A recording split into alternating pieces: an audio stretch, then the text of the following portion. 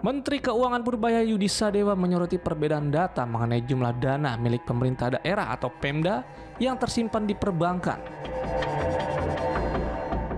Berdasarkan data dari catatan Kementerian Keuangan yang bersumber dari Bank Indonesia atau BI, total dana Pemda per akhir September 2025 mencapai sekitar 234 triliun rupiah. Angka tersebut naik dibandingkan bulan sebelumnya hingga 12,17% yang tercatat 208,6 triliun rupiah. Purbaya menilai peningkatan ini menjadi indikasi bahwa banyak daerah belum optimal dalam membelanjakan anggarannya. Namun, data yang disampaikan Purbaya berbeda dengan temuan Kementerian Dalam Negeri atau Kemendagri. Dalam rapat koordinasi pengendalian inflasi daerah 2025 yang berlangsung pada Senin 20 Oktober 2025, Menteri Dalam Negeri Tito Karnavian menyebut jumlah dana mengendap di rekening kas daerah hanya sekitar 215 triliun rupiah. Ia menyampaikan hasil pengecekan langsung Kemendagri menunjukkan angka yang lebih kecil dari data yang dilaporkan BI.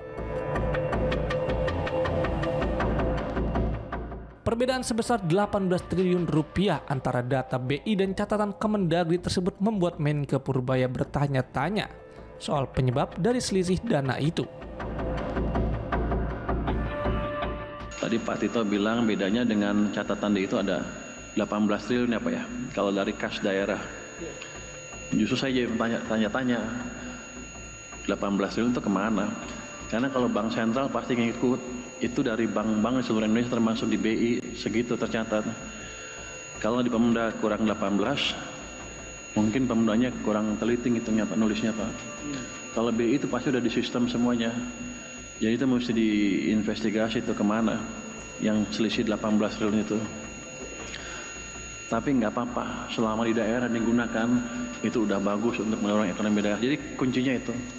Jangan ditransfer ke pusat lagi uangnya, jangan taruh di bank Jakarta, tetap aja di bank daerah. Kalau banknya jelek dibetulin supaya uangnya betul-betul muter di sana. Ia menilai sistem pencatatan BI pasti sudah akurat karena berasal dari laporan seluruh bank di Indonesia. Menurutnya, kemungkinan perbedaan bisa disebabkan oleh ketidaktelitian pemerintah daerah dalam pelaporan keuangan.